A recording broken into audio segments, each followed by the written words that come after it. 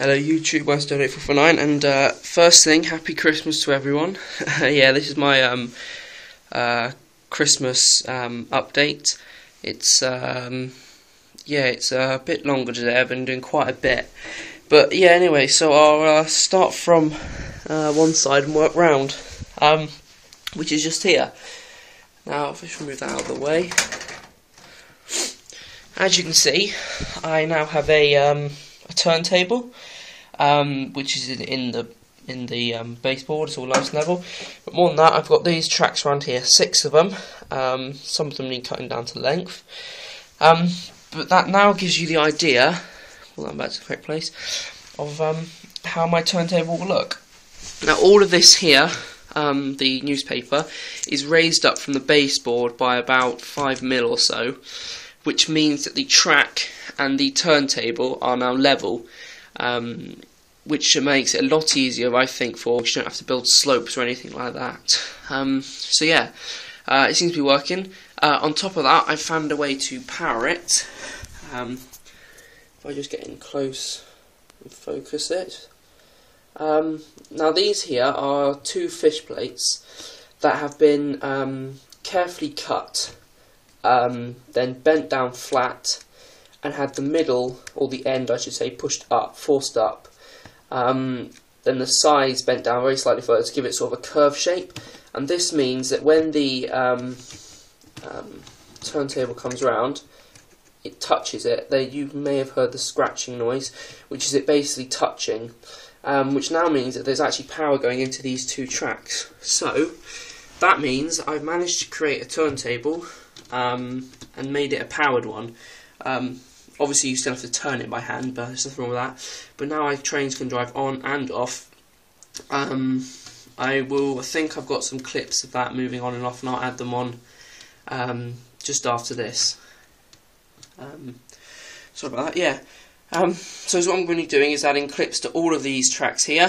So as you can see, I need 12 of them, which isn't going to be too bad. So yeah, it's a way I found. Now these tracks here will be powered individually with a wire underneath, and each one will have a switch, say about here somewhere, a flick switch on and off, or maybe just a push button switch on all the ends here. So anyway, yeah, so that means that I'll be able to store trains on here that have got no power to the track or anything, move this around, power up the track and drive the train off.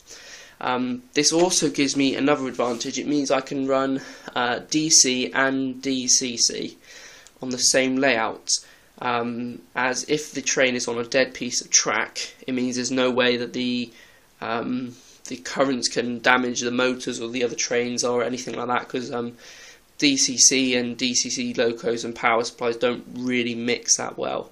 So yeah, it means I can have 2 different running, 2 different power methods on the same track. To stop there being a collision, I'm going to design a little switchboard to switch between DCC and DC. I've got 2 controllers, as you saw in the other video. I went and brought myself a DC controller, which does mean now that these DC locos now run correctly, really nicely. This one is very noisy actually. I think it needs some oiling. It's also got a bit of a problem with the power pickup, so I may be selling that one and buying the new Hornby version of it. Exactly the same paintwork, it's just a modern version. So yeah, that's all of this. This all needs painting grey.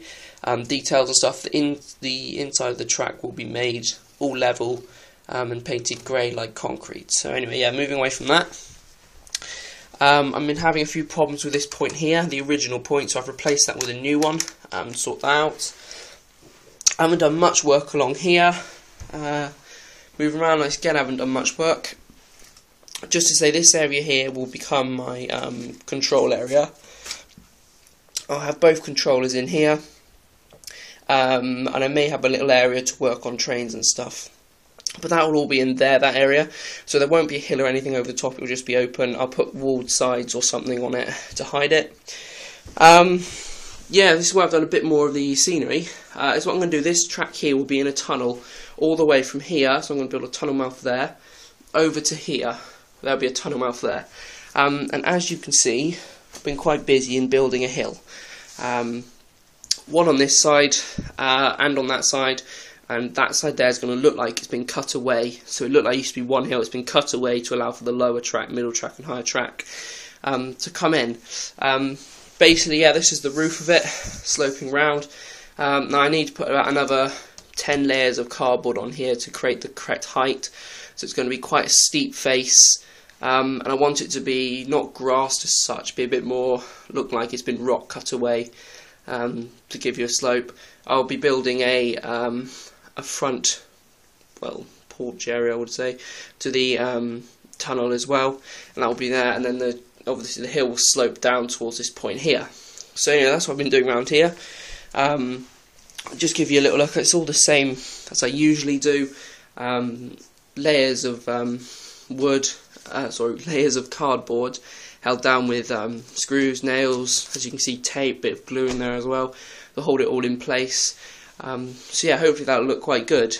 Yeah, so if you watched my previous video, you will know that I went to a sale recently and brought all the remaining points that I needed. Because of this, it means I can now thankfully finish off my layout as far as I can do, which is what I've done here. So let me just move backwards slightly and focus the camera. So yeah, now as you can see, minus this piece of track, you can see approximately how the layout will look. All of these have been, I've got 2 fish plates on all the connections, so it's all ready literally to be stuck down. But before I do that, I want to add detail to the scenery. So yeah, I'll just describe what it is. Obviously you come off here, up these 2 patches here will be an engine shed. I'm going to extend that back one further back, as far back as it can go. Hopefully it'll be in level with that one, it'll give me 2 long tracks, so I'll be able to store about 4 trains there. Again, that will be a dead track, and I'll make it dead by sticking insulated points in at this end here. A switch somewhere just to flick the power on and off, which for the same reasons as on the turntable. Now if you come down to the middle track, that there is going to be another storage area for trains, and again this track here will also be dead until powered on. After this point here, it splits into just 2 lanes. These are the long sidings going all the way back up to the top. That means I'll be able to store longer trains in there without any problem. Yeah, coming back here. Now this track here will eventually go off to either the helix, or I may drop the helix at this end completely and just have this running off to another siding, couple of sidings there. Maybe a bit more of a maintenance depot or something else like that. Maybe a small goods yard sort of thing.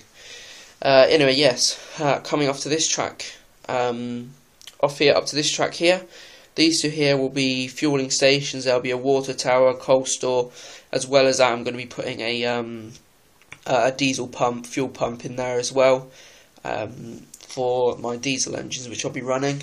So yeah, hopefully it will look quite good. Then finally, 2 track station running along here. Obviously a station on either side. I think it'll be long enough to store, to hold, I should say. Just bring in one of them. I actually haven't measured this properly yet. Yeah, you may get 3 coaches in there, but definitely 2. Sorry about that. Yeah, so obviously double lanes there. That should hopefully look good. I regret on eBay somebody was selling a station which would have been perfect for me. 2 track, bridge over, all the station canopies and everything like that, and it went really cheap as well, so I should have brought that, but I didn't need it at the time, so anyway, I left it. Yeah, finally, either there'll be a helix going down here on this piece here, but the helix will need to be made bigger because that's for a first radius, and I'm going to be using second radius. Finally, I've got this piece of track here which is just hanging. Now, that track there will be on a bridge that lifts up out the way. If I just put this in approximately where it will sit, then this piece of flexi track will run between there and there to fill in the gap, and hopefully that will give me a bridge which I'll be able to lift up and down. So again, this will be have no power running to it via the fish plates. Instead, it will have 2 wires that I will have enough room for it to flex, because I want this bridge to lift up like that. On this side here goes high as it can, and then obviously back down. That means you can get in and out really easily. Should be good.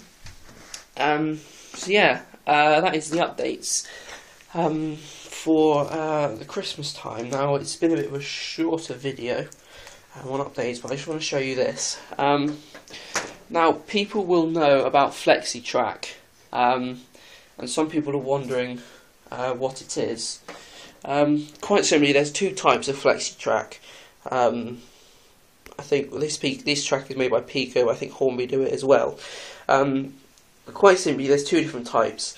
This is the cheaper stuff here, and this is slightly more expensive, only by a few pence, so not much. Basically, this is proper FlexiTrack, which means that if I put pressure on it, you can bend it into almost any shape you want, and it'll go fine.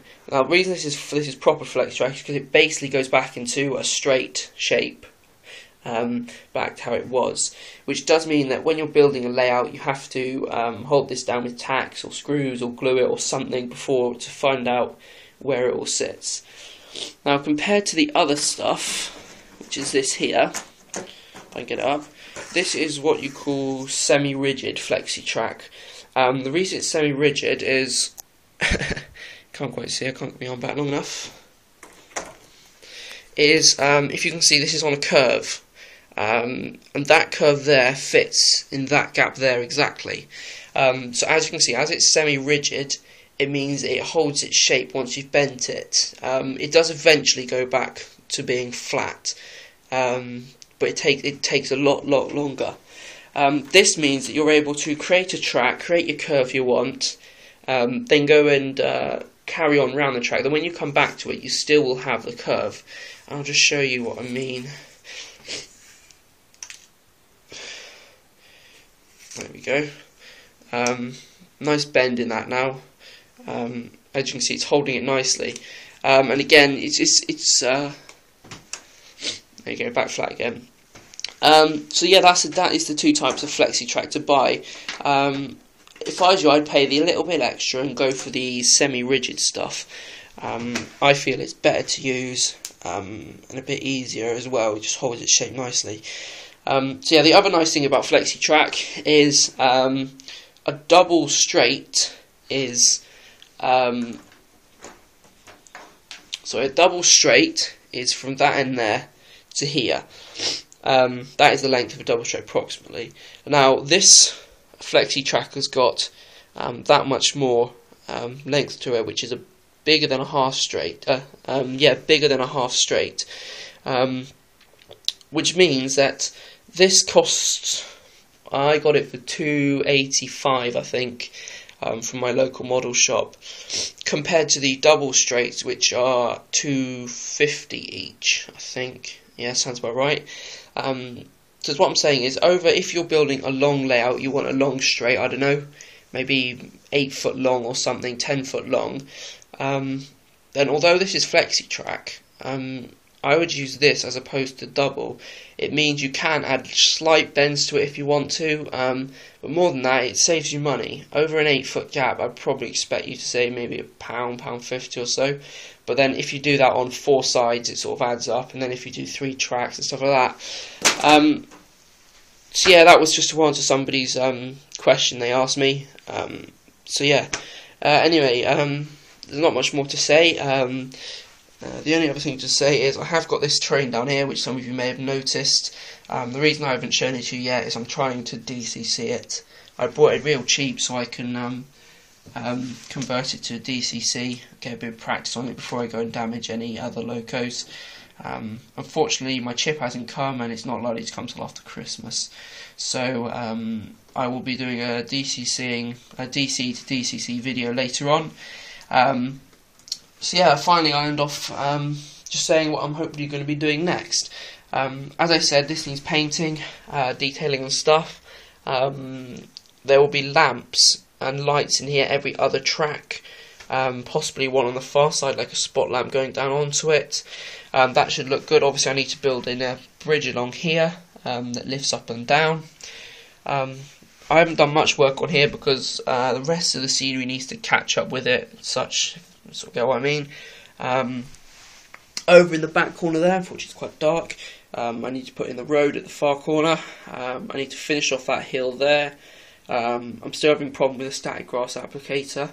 I'm unable to find the parts to make one, and everything on the internet is stupidly expensive. So I'm trying to do that slowly. Obviously everything needs to be ballasted. All this area here needs to be stuck down properly.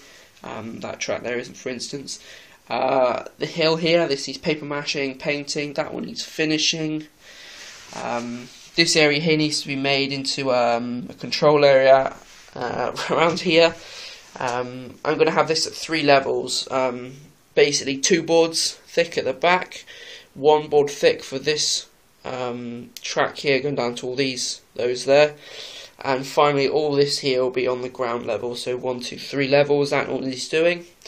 And then I've got to make a decision if I should build a helix or convert this into just another set of another siding of some form. If anyone wants to give me some suggestions, very happy to hear them. If anyone wants to mention anything about the helix, maybe get rid of it or something like that. Because I've got 2 helixes. If you haven't watched my videos, I've got 2 helixes already. I was going to put the 3rd one in, but as I'm building the bridge, I'm thinking, is there really much point in that? I just somehow don't quite think there'd be any point in building that helix. Only because it means a lot more work underneath. And unfortunately I made the mistake of this baseboard, of putting the baseboard and track on first instead of putting the helix on and stuff underneath. So yeah, I'll just say that again. If you are going to build helixes, tracks on 2 levels, always start from the bottom level and work upwards. Unfortunately for this side here, I worked from the top downwards, which means it's very difficult to put your track underneath, because for instance I've got to move a few posts and stuff like that. So yeah, I'm probably not going to go over the helix. Anyway, yeah, so thanks for watching.